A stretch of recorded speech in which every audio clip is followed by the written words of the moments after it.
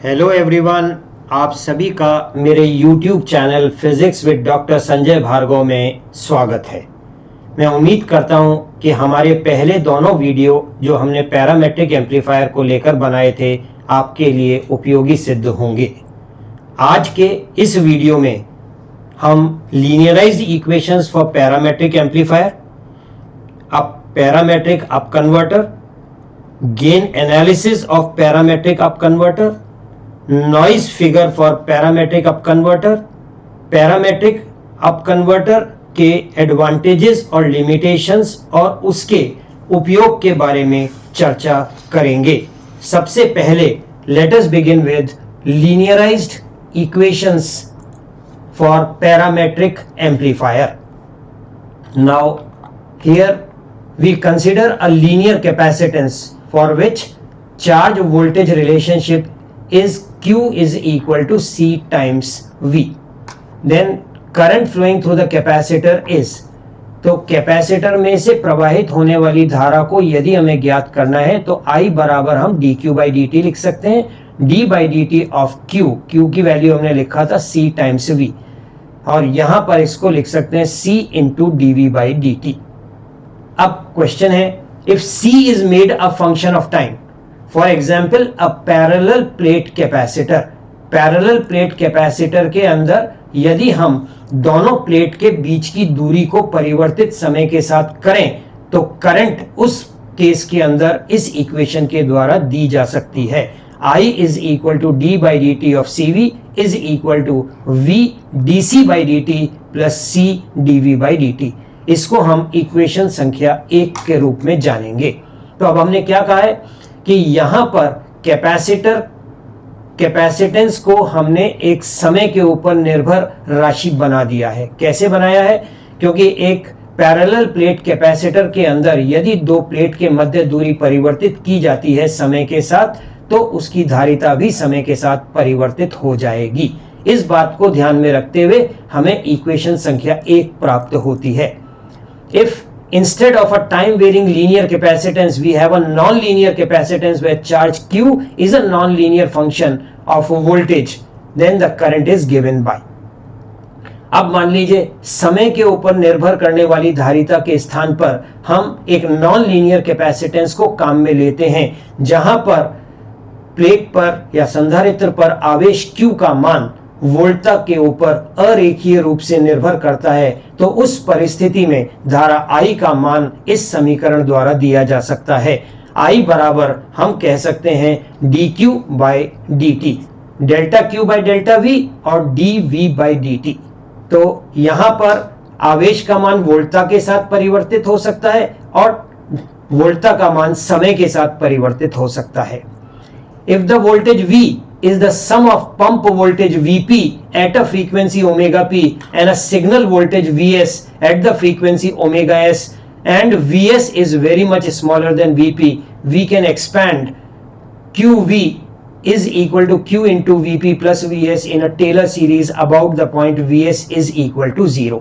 तो अब हम यहाँ पर इस बात को कह रहे हैं कि यहाँ पर जो वोल्टेज V है वो दो भागों की बनी हुई है, एक पंप वोल्टेज ओमेगा पी आवृत्ति पर और एक सिग्नल वोल्टेज ओमेगा एस आवृत्ति पर, जहां पर Vs का मान Vp की तुलना में काफी कम है। इस परिस्थिति के अंदर हम टेलर सीरीज एक्सपेंशन के द्वारा ये समीकरण यहां पर प्राप्त कर सकते हैं।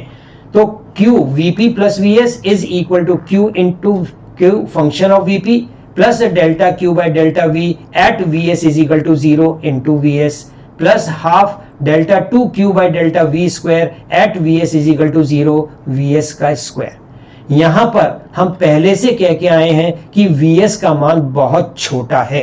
यदि Vs का मान काफी छोटा है तो उसके हायर टर्म्स को हम यहां पर निग्लेक्ट कर सकते हैं। यही चीज हमने यहां पर लिखी है, if Vs is sufficiently small then higher terms can be neglected and we get the current as. तो हमें करंट का जो नया समीकरण मिलेगा वो आएगा I is equal to D Q function of Vp by dt plus d by dt of delta Q by delta V at Vs is equal to 0 into Vs। हमने हायर टर्म्स को neglect कर दिया है ये मानते हुए कि Vs का मान Vp की तुलना में नगण्य है। delta Q by delta V for Vs is equal to 0 be denoted by Ct. In that case, we can write I is equal to delta Q Vp by delta T d by dt of Ct into Vs. तो हमने ये कहा है कि delta Q by delta V को हम यहां पर समय पर निर्भर करने वाली धारिता Ct के द्वारा प्रतिस्थापित कर सकते हैं। उस परिस्थिति में ये जो ऊपर वाला समीकरण है हमें समीकरण संख्या 2 प्रदान कर देगा। अब इक्वेशन 1 और इक्वेशन 2 दोनों की यदि हम तुलना करते हैं तो हम what do we find? We find that non-linear capacitance behaves like a time-varying linear capacitance for signals with amplitudes that are very small as compared with the pump signal amplitude.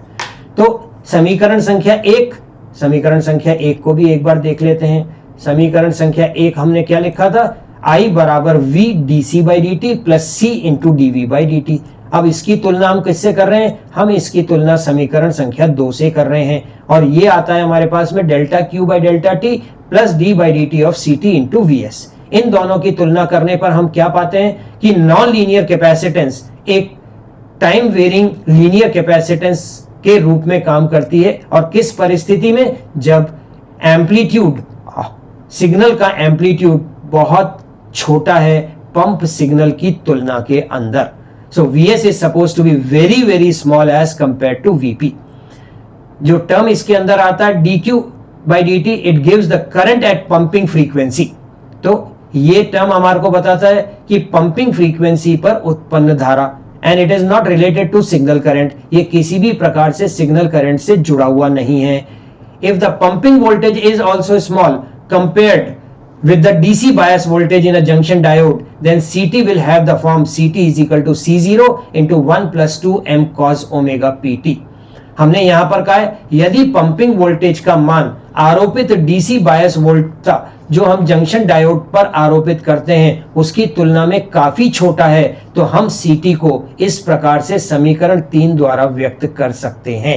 C0 1 plus 2 m omega pt और क्योंकि यहां पर V0 plus Vp cos omega t minus 1/3 को हम लिख सकते हैं V0 power minus 1/3 into 1 minus Vp upon 3 V0 cos omega pt for Vp very much less than V0। Equation 2 और 3 को हम पैरामेट्रिक एम्पलीफायर की एनालिसिस में काम में लेंगे। अब हम वापस आते हैं पैरामेट्रिक अप कन्वर्टर। पिछले वीडियो के अंदर हमने एप्लीकेशन ऑफ मानले रो रिलेशंस के अंदर कुछ पैरामेट्रिक अप कन्वर्टर के बारे में कहा था। वहीं से अगर एक बार पुनः प्रारंभ करें तो यहां पर हम कह सकते हैं कि जो मानले रो रिलेशंस हमने वहां पर लिखे थे वो मानले रो रिलेशन आपके इस प्रकार से होंगे। Summation n is equal to 0 से infinity, summation m is equal to minus infinity से plus infinity n p n m upon n omega 1 plus m omega 2 is equal to 0। यहां पर n का मान 0 से इंफिनिटी था, यहां पर m का मान 0 से इंफिनिटी और n का मान माइनस इंफिनिटी से प्लस इंफिनिटी है। m is m into p n m upon n omega 1 plus m omega 2। ये दो मानले रो रिलेशन है। हम यहां पर एक ऐसे सर्किट की परिकल्पना करते हैं कि जहां पर जेनरेटर्स दो फ्रीक्वेंसी ओमेगा 1 और ओमेगा 2 के हैं हमारे पास में। So we consider a circuit. हम कैसा सर्किट सिलेक्ट करते हैं? With generators at frequency omega 1 and omega 2। Let all harmonics be open circuited except omega 1 plus omega 2। इसका मतलब यह है कि आउटपुट के अंदर हम इस प्रकार से परिपथ का संयोजन करते हैं कि यहां पर केवल ओमेगा 1 प्लस ओमेगा 2 आवृत्ति की धारा ही प्रवाहित हो सकती है। इस प्रकार इस पूरे परिपथ में ओमेगा 1, ओमेगा 2 और ओमेगा 1 प्लस ओमेगा 2 आवृत्ति की धाराएं ही एग्जिस्ट करेंगी, अन्य सभी ओपन सर्किट होने के कारण प्रवाहित नहीं होंगी। तो n का मान यहां पर प्लस माइनस 1 हो सकता है, m इज इक्वल टू 0 हो सकता है। n इज इक्वल टू 0 हो जाएगा तो m is equal to plus minus 1 हो सकता है और n is equal to m is equal to plus minus 1। इन सबको हम कह सकते हैं केवल ये वाले पद ही मानले रो रिलेशन में बचेंगे, बाकी सभी नॉन एग्जिस्टिंग टर्म्स हो जाएंगे। इनको इस प्रकार से लिखें तो P10 upon omega 1 plus P11 upon omega 1 omega 2 is equal to 0। और सेकंड समीकरण से लिखें तो P01 upon omega 2 plus P11 upon omega 1 plus omega 2 is equal to 0। तो ये जो दो मान ले रो रिलेशन हमारे पास थे, इन दोनों को काम में लेते हुए हमने ये दो समीकरणें यहां पर प्राप्त की हैं। यहां पर P10 और P01 are the powers delivered from the source to the non-linear reactance at frequency omega 1 and omega 2 respectively।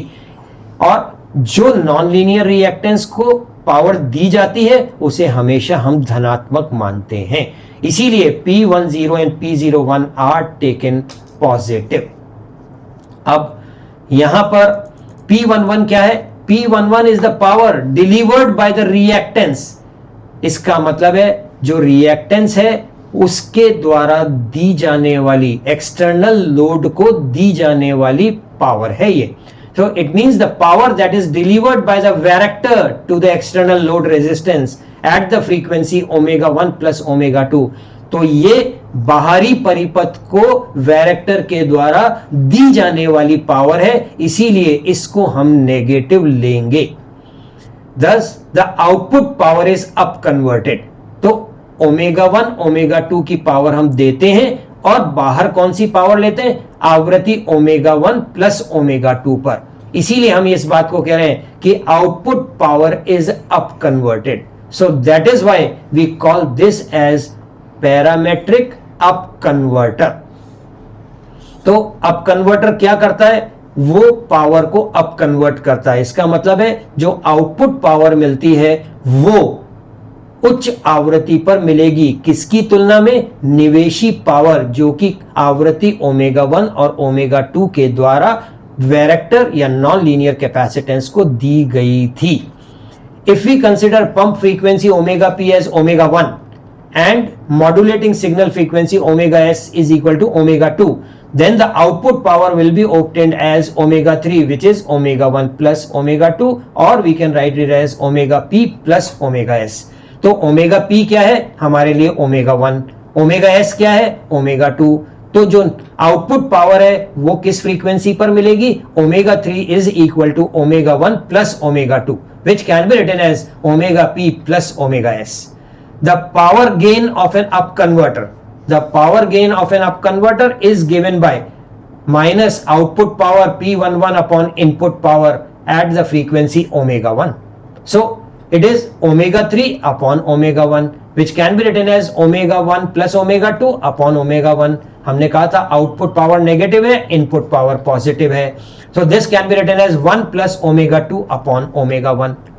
अगर मान लीजिए आपके पास में एक ideal lossless non linear reactance है तो power gain of the up converter would depend on the ratio of output to input frequency and the gain would always be greater than 1। तो यहां पर ये आइडियलाइज्ड नॉन लीनियर रिएक्टेंस के लिए एक power gain का समीकरण है और वो किसके ऊपर निर्भर करता है? आपकी ओमेगा 2 अपॉन ओमेगा 1 इस अनुपात पर निर्भर करता है, ratio of output to input frequencies.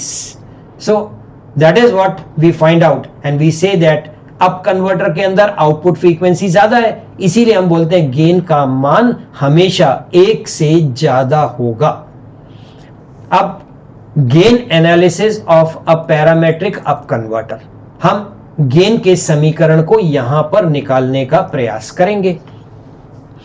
In an up converter a pump voltage at the frequency omega P and a signal at the frequency omega S are applied to the diode. तो जो varactor है उसके जो input side पर दो powers हैं, वहां पर एक पंप वोल्टेज आपको फ्रीक्वेंसी ओमेगा पी पर है और signal voltage frequency omega S पर है, जो डायोड को निवेश में दी जा रही है। The output is taken at the higher frequency। तो हायर फ्रीक्वेंसी हमारी कौन सी है? Omega P plus omega S. इस पर हमें आउटपुट प्राप्त हो रहा है। अब हम क्या करते हैं? Let us see। The external circuit to the diode is selected to permit maximum current at the frequency omega s। Omega pump frequency omega P and the output frequency omega 0 equals omega S plus omega P. तो हमने क्या है कि diode के दाहिनी ओर जो external circuit है हम उसको इस प्रकार से सिलेक्ट करते हैं कि आउटपुट सर्किट के अंदर मैक्सिमम करंट्स जो आएंगी, एक तो आएगी फ्रीक्वेंसी ओमेगा एस पर, दूसरी आएगी फ्रीक्वेंसी ओमेगा पी पर, और output frequency omega 0 which is omega P plus omega S.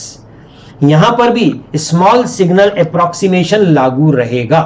Under small signal approximation that signal amplitude, तो हमारा स्मॉल सिग्नल अप्रोक्सीमेशन क्या है? It says that the signal amplitude is very small as compared to the DC bias and the pump voltage amplitude।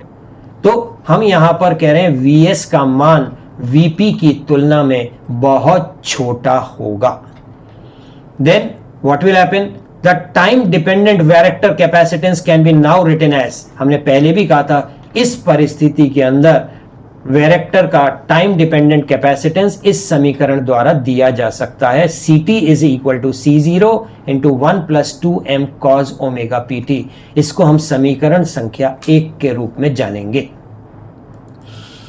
Where m क्या है हमारे लिए? m is the coupling parameter, और ये क्या करता है? It is responsible for coupling the powers at frequency omega s and omega 0।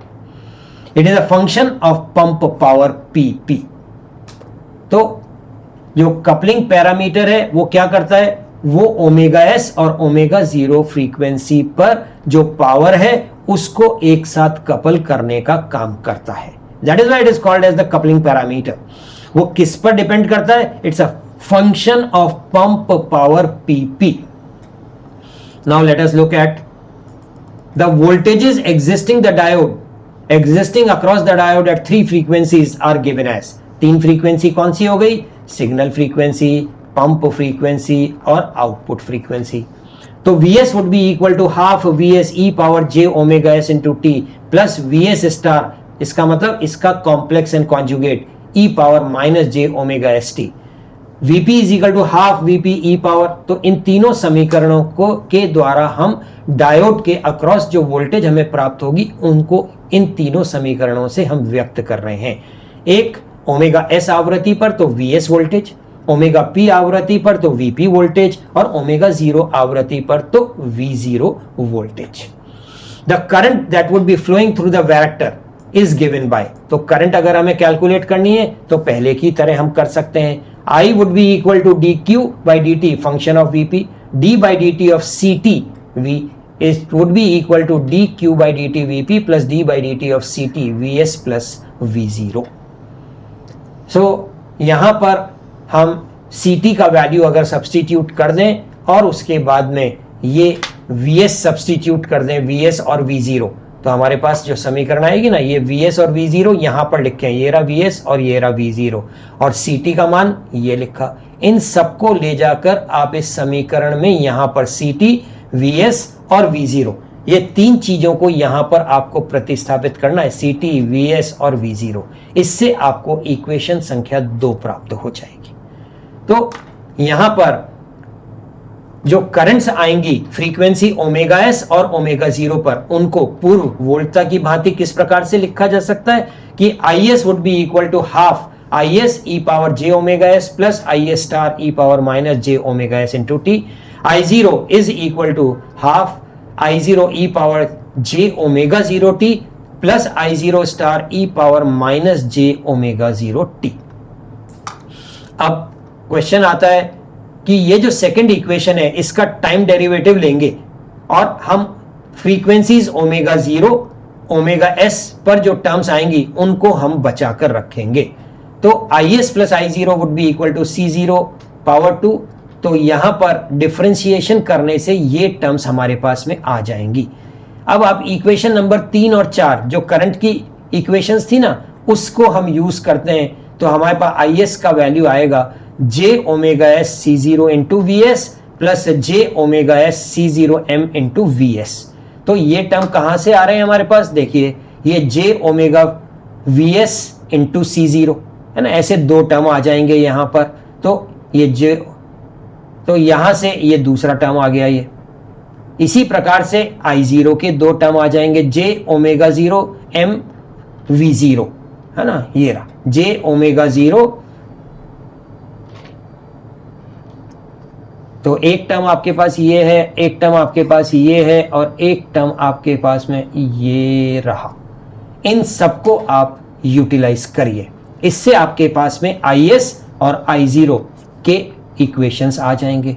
इनको हम एक मैट्रिक्स फॉर्म के अंदर लिख सकते हैं, और इनको मैट्रिक्स फॉर्म में लिखने के बाद हम इन समीकरणों को इस प्रकार से समीकरण संख्या 5 से व्यक्त कर देंगे। तो देखिए इक्वेशन में IS और I0 यहां पर है, यहां पर VS और V0, VS का यहां पर टर्म क्या था, j ओमेगा S C0, ये लिखा हुआ। V0 का पद कौन सा था, j omega S C0 m, ये लिखा हुआ। इसी प्रकार से यहां पर आपके पास में आ जाएगा j ओमेगा 0 C0 m, ये रहा, और j ओमेगा 0 C0 ये यहां पर आ जाएगा। The parameter m is proportional to the pump voltage and gives the coupling between the voltage at the two frequencies omega s and omega 0। ये बात हम पहले से कहते आ रहे हैं कि m आपका पंप वोल्टेज पर निर्भर करेगा, और ये क्या करेगा, ये वोल्टेजेस जो आवृत्ति Vs और V0 पर हैं इनके बीच में कपलिंग प्रोवाइड करेगा। अब यहां पर आप देखिए कि हमने दो सर्किट बनाए थे। एक सर्किट ये है आपका, ये एक typical equivalent circuit of a parametric up converter amplifier designed using a varactor. तो यहां पर ये पैरामेट्रिक अप कन्वर्टर का परिपथ है, यहां पर ये जनरेटर का रेजिस्टेंस है, ये इनपुट की इंडक्टेंस है और इनपुट का कैपेसिटेंस है, ये आउटपुट है, आउटपुट का कैपेसिटेंस, आउटपुट की इंडक्टेंस, और ये लोड रेजिस्टेंस। यहां पर इस ब्रांच में आपने एक टाइम वेरिंग कैपेसिटेंस लगा रखा है, और एक ब्रांच आपकी यहां पर है। तो VP, तो एक ब्रांच VP की हो गई, एक ब्रांच यहां पर सिग्नल वोल्टेज के लिए हो गया, और ये हमारे लिए आउटपुट वोल्टेज हो गया। इसका एक रिड्यूस सर्किट हम यहां पर बना सकते हैं। तो ये LS प्लस L1, तो ये यहां पर लिख दिया, इसीलिए ये RG प्लस RS इसको हमने यहां पर लिख दिया, और कैपेसिटेंस CP प्लस C1, तो ये CP और ये C1। तो ये सब मिला जुलाकर हमने यहां पर इस परिपथ को बना दिया। इसी तरह हमने आउटपुट सर्किट बना दिया, C2 प्लस CP ये आ गया यहां पर, और इसी तरह से ये RS, और यहां पर फिर ये L2, तो ये L2 प्लस LS आ जाएगा, है ना, L2 प्लस LS, ये RS लिख दिया हमने, और यहां पर लोड रेजिस्टेंस। इनपुट साइड में signal voltage V1 e power minus j omega ST, और आउटपुट में VL लोड के अक्रॉस जो आएगी ये आपका varactor time varying non linear capacitance, और हमने लिखा भी यही है, this is the reduced equivalent circuit. ठीक है ना, तो रिड्यूस्ड इक्विवेलेंट सर्किट CT क्या करता है, जो करंट के रिलेशन है उनको मेंटेन करने का काम करता है। अब देखिए आगे की तरफ हमने क्या लिखा है यहां पर, figure 1 shows an equivalent circuit model for an up converter. The series tuned circuits are shown so that they have resonant frequency omega s, omega p and omega 0. तो वहां पर LCR resonance circuit है, so in the input only IS is present. The three loops are coupled together through a time varying part C only. तो हमने ये कहा है कि ये जो टाइम वेरिंग कैपेसिटेंस है इसके साथ ये तीनों परिपथ जुड़े हुए हैं, ये रहा टाइम वेरिंग कैपेसिटेंस। ठीक है, तो यहां पर वापस आ जाइए एक बार। For two frequencies omega S and omega 0 equivalent circuit is reduced to figure 2। क्योंकि ओमेगा एस और ओमेगा 0 इनपुट पार्ट पर निर्भर नहीं है VP पर, इसीलिए हमने इसको इस प्रकार से बना दिया है। द बॉक्स लेवल CT जो वहां पर हमने टाइम वेरिंग कैपेसिटेंस के लिए लगाया, is an equivalent network necessary to maintain the relations given in equation 5 between the terminal current and voltages. तो वो जो आपने दो मैट्रिक्स बनाए थे, एक करंट का और एक वोल्टेज का, तो उन मैट्रिक्स को बनाए रखने का काम किसका है, ये टाइम वेरिंग कैपेसिटेंस CT का है। The circuit and the generator losses are included as RG and RS at the input, and the load impedance losses are included in RG and RL at the output. RS is mainly the diode resistance because it is much larger than the other circuit losses.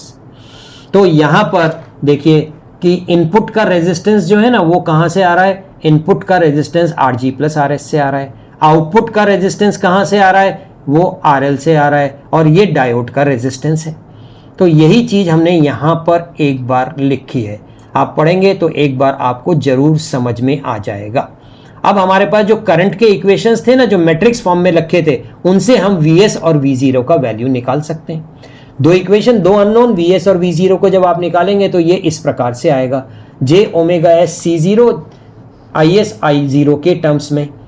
इसको हम इस प्रकार भी लिख सकते हैं, 1/1 minus M square 1/j omega S C0 minus m j omega S C0 upon minus m j omega 0 C0 IS। अब figure 2 जो है उससे हम यहां पर एक तरह से किरचॉफ्स लॉ लगा सकते हैं, I टाइम्स R, ठीक है ना। तो देखिए यहां पर परिपथ में धारा कौन सी है, IS, किस किस में प्रवाहित होगी, LS और L1, RG और RS और CP। इसका रिएक्टेंस कितना आएगा, ओमेगा टाइम्स L। इसका रिएक्टेंस कितना आएगा, 1/ओमेगा C। सब रिएक्टेंस के यूनिट क्या होते हैं, ओमेगा, और RG प्लस RS का यूनिट क्या आएगा, ओमेगा। इसी को ध्यान में रखते हुए आप इस इक्वेशन को यहां पर लिखेंगे V1 की, IS into j omega S LS plus L1 plus RG plus RS plus 1/j omega S CP plus C1 plus एक input voltage VS, signal voltage. VS का मान अगर आप प्रतिस्थापित कर देंगे यहां पर तो V1 की इक्वेशन हो जाएगी ये यहां से यहां तक, plus 1 minus m square j omega S C0 minus m/1 minus m square j omega 0 C0 and that is I0। और ये कहां से आया है, ये VS यहां से आया है, ठीक है ना, ये VS हम यहां से लिख रहे हैं। तो इस समीकरण को आप आसानी से लिख लेंगे। फॉर आउटपुट सर्किट ये समीकरण लिख सकते हैं I0 into 1/j omega 0 CP plus C2, इसी तरह लिखेंगे जैसे हमने V1 का समीकरण लिखा है, और इसमें V0 का मान इस ऊपर वाले इक्वेशन से सबमिट कर देंगे। ये V0 का मान यहां से सबमिट कर देंगे। अगर सबमिट कर देंगे तो हमारे पास एक इक्वेशन बनेगी, 0 would be I0 into 1/j omega 0 CP plus C2 RL plus RS j omega 0 LS plus L2 plus 1/1 minus m square j omega 0 C0 minus MIS 1 minus m square j omega S C0। अब इसको हम समीकरण संख्या 8 कहकर चल रहे हैं। Assuming that input and output circuits are tuned to the frequencies omega S and omega 0 respectively, तो हमारे पास जो रेजोनेंस फ्रीक्वेंसी आती थी, अगर आपको ध्यान है तो हम लिखते थे ओमेगा का square would be equal to 1/√LC। वही काम हम यहां पर कर रहे हैं। ओमेगा का मान इस इक्वेशन से आप पहले से परिचित हैं, पर यहां पर L का मान यहां पर है और अब ये कैपेसिटेंस के टोटल वैल्यू यहां पर है। तो 1/LS plus L1 1/CP plus C1, ये तो ओमेगा S का स्क्वायर इनपुट सर्किट के लिए, और आउटपुट के अंदर जो आपकी इंडक्टेंस है वो है LS प्लस L2, कैपेसिटेंस है CP प्लस C2 और C0। तो हमने यही कहा है कि इनपुट और आउटपुट सर्किट्स को ओमेगा S और ओमेगा 0 पर ट्यून करते हैं तो ओमेगा S का स्क्वायर इस समीकरण से मिलेगा और ओमेगा 0 का स्क्वायर इस समीकरण से हमको मिल जाएगा। Now using the equation number 7 and 8 we get V1 का वैल्यू हम निकाल सकते हैं, और V1 का वैल्यू आएगा IS into RG plus RS plus j omega j m I0, ये यहां से आ जाएगा। इसी तरह से सेकंड इक्वेशन जो 8 थी वो इस प्रकार से आ जाएगी। यहां से आप I0 का मान आसानी से ज्ञात कर सकते हैं।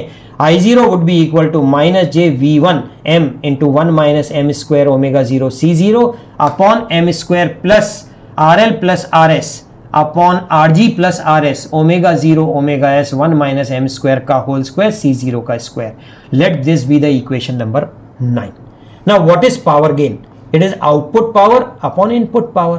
तो output power would be half I0 का square RL and input power would be half V1 का square upon 4RG।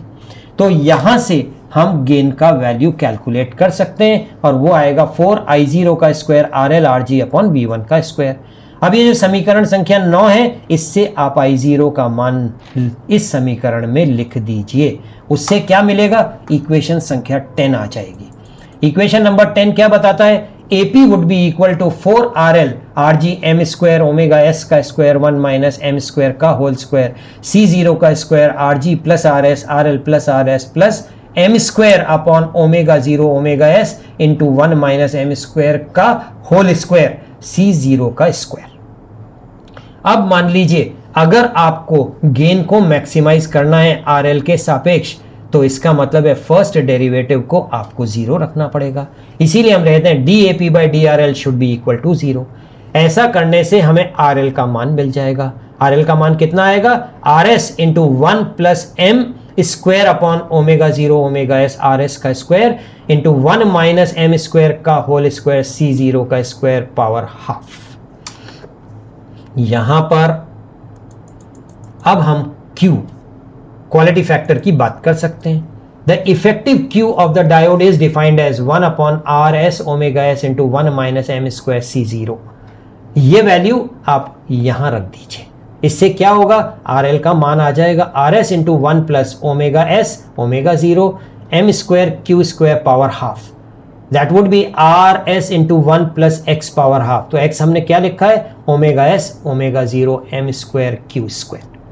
Now what would be the value of power gain? इसको यूज करने से omega 0 omega s x upon 1 plus under root 1 plus x का whole square. ये समीकरण हमें क्या बताती है? It shows that gain of the amplifier is reduced by the factor. तो एम्पलीफायर का जो गेन है वो इस फैक्टर से कम हो जाता है। किसकी तुलना में? जो गेन का समीकरण हमें मानले रो रिलेशन से प्राप्त हुआ था आइडियल डायोड के लिए। इसीलिए ये जो फैक्टर है इसको हम क्या बोलते हैं? Gain degradation factor. और ये किस कारण उत्पन्न हो रहा है? ये लॉसेस के कारण उत्पन्न हो रहा है। जो प्रतिरोध परिपथ में है उसमें उत्पन्न होने वाले लॉसेस के कारण ये फैक्टर आया है, जिसके कारण पावर गेन कम हो जाता है। इसीलिए हमने इसका नाम रख रखा है गेन डिग्रेडेशन फैक्टर। यहां पर for the lossless diode RS का मान 0 की ओर अग्रसर और Q का मान भी इंफिनिटी होना चाहिए। तो उस परिस्थिति में ये जो डिग्रेडेशन फैक्टर है ये 1 हो जाता है। अगर डिग्रेडेशन फैक्टर 1 हो जाए तो आपके लिए गेन का मान था ओमेगा 0 अपॉन ओमेगा s। इसका मतलब है omega p plus omega s upon omega s। तो that would B 1 plus omega p upon omega s। वही पूर्ववर्ती समीकरण आपको पुनः प्राप्त हो जाएगा। इस प्रकार से यहां पर हमने गेन का समीकरण किसके लिए? एक अप कन्वर्टर के लिए ज्ञात किया है। पहले हमने एक आदर्श डायोड के लिए किया था और फिर हमने एक वास्तविक डायोड के लिए किया, जिसमें प्रतिरोध के कारण कुछ लॉसेस उत्पन्न होंगे और उस लॉसेस के कारण गेन में कुछ कमी आ जाएगी। और कितनी आएगी? वो गुणांक गेन डिग्रेडेशन फैक्टर कहलाता है। उम्मीद करते हैं कि ये टॉपिक आपको अच्छे से समझ में आया होगा। मैं आपसे पुनः आग्रह करता हूं कि यदि आपको हमारे वीडियो अच्छे लग रहे हैं, समझ में आ रहा है, तो वीडियो को लाइक करिए, चैनल को सब्सक्राइब करिए और बेल आइकन के बटन को प्रेस करिए ताकि आने वाले वीडियो की सूचना आपको समय पर प्राप्त होगी। अब क्वेश्चन आता है, पैरामेट्रिक एम्पलीफायर के नॉइज फिगर को ज्ञात करना है। We just want to determine what would be the noise figure for a parametric amplifier. In a parametric amplifier, like the up converter, the noise produced is basically the thermal noise in the resistances. तो यहां पर जो noise है उसका मुख्य स्रोत क्या है? That is the thermal noise. किस में उत्पन्न होती है? प्रतिरोध में धारा के प्रवाह के कारण उत्पन्न होती है। जो ऊष्मा उत्पन्न होती है ना, उस ऊष्मा के कारण यादृच्छिक गति बढ़ती है और यादृच्छिक गति बढ़ने के कारण वहां पर जो नॉइज उत्पन्न होती है उसको हम थर्मल नॉइज के रूप में जानते हैं। At the input the noise voltage is generated across the generator resistance Rg, और इसको हम कितना लिखते हैं? E1 is equal to under root 4 KT Rg delta F, जहां पर T क्या है? एम्बिएंट टेम्परेचर और डेल्टा F क्या है? फ्रीक्वेंसी बैंड ऑफ ऑपरेशन, जिसमें जिस फ्रीक्वेंसी के अंतराल में हम कार्य कर रहे हैं उसको हमने डेल्टा एफ बोल रखा है। The noise voltage generated in the signal circuit is due to finite diode resistance R S. तो यहां पर जो आर एस प्रतिरोध के कारण नॉइज उत्पन्न होगा उसको हमने लिखा E2 is equal to 4K TS RS delta F. TS क्या है? Equivalent noise temperature. पहले एम्बिएंट टेम्परेचर और ये noise temperature. The output noise power is obtained by using input voltage V1 का square which would be E1 का square plus E2 का square and multiplying input power with the gain A0। So I have P1 is equal to E1 plus E1 का square plus E2 का square upon 4RG। V1 के square की जगह लिख दिया और इसको गेन फैक्टर से मल्टीप्लाई कर दिया। So it becomes K delta F RGT plus RSTS upon RG A0। और A0 क्या है? Mid frequency gain given by equation number 10, जो अभी हमने इक्वेशन नंबर 10 ज्ञात की थी ना,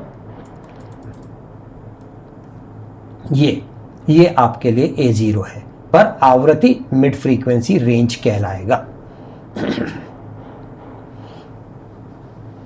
The output noise power is the sum of input power P1 and the noise power generated in the output circuit, that is P2. If E3 be the equivalent noise voltage at RS at output, then E3 का square must be 4K T0 RS delta F. The noise power at the output load may be written as P2 I2 का square RL. Solving for the noise current I2 and calculating P2 we get. तो इस P2 को ज्ञात करने के लिए हम I2 का मान प्रतिस्थापित करते हैं, तो हमारे पास समीकरण आएगा ओमेगा एस का square into 1 minus M square का होल स्क्वायर C0 का स्क्वायर RS प्लस RG का होल स्क्वायर, E0 E3 का स्क्वायर। इसमें सब वैल्यूज E3 की भी सबमिट कर दीजिए। इससे हमारे पास में एक फाइनल इक्वेशन आ जाएगा ओमेगा एस का स्क्वायर 1 माइनस एम स्क्वायर का होल स्क्वायर C0 का स्क्वायर RS प्लस RG का होल स्क्वायर A0 K T0 RS delta F upon RG M का स्क्वायर। नॉइस फिगर किससे मिलता है? P1 plus P2 upon A0 K T delta F। Noise figure for the maximum gain condition वो कितनी आ जाएगी नॉइस फिगर? तो नॉइस फिगर के लिए RG का मान कितना है? Is equal to RL is equal to RS into 1 plus omega S का upon omega 0 M square Q square. तो यहां पर उस परिस्थिति में नॉइस फिगर का मान आपके पास में आ जाएगा TD upon T into 1 plus omega S omega 0 M square Q square power minus half. यहां पर TD क्या है? इक्विवेलेंट डायोड टेम्परेचर, और फैक्टर M इंटू Q क्या है? Is the figure of merit, ये figure of merit of the vector. ये TD आपके लिए इक्विवेलेंट डायोड टेम्परेचर। मान लीजिए TD का मान T के बराबर हो जाए, ओमेगा एस अपॉन ओमेगा 0.1 हो तो एंड MQ का मान 10 हो, तो उस परिस्थिति में ये जो नॉइस फिगर आएगा that is 1.36। Thus the noise properties of parametric amplifier are superior to the transistor amplifier। तो यहां पर नॉइस प्रॉपर्टीज के आधार पर हम बोल सकते हैं कि पैरामेट्रिक एम्पलीफायर ट्रांजिस्टर की तुलना में ज्यादा अधिक उपयोगी है, क्योंकि यहां पर नॉइस फिगर का मान अपेक्षाकृत कम आता है। अब क्वेश्चन आता है what is bandwidth? The bandwidth of a parametric up converter is related to the frequency ratio omega 0 upon omega S and the beam coupling factor. So bandwidth हम कैसे डिफाइन करते हैं? 2m under root omega 0 upon omega S. इन सब चीजों को पढ़ने के बाद में अब सवाल आता है what are the advantages and limitations of the parametric amplifier. तो the parametric amplifier have following advantages and limitation. पहला, noise figure, it has minimum resistive elements and the thermal noise in the parametric amplifier is very small as compare to the transistor amplifier. इसीलिए यहां पर जो noise figure है वो 1 से 2 dB के बीच में रेंज करता है। ये कम होने के कारण ये अधिक उपयोगी है ट्रांजिस्टर्स की तुलना में।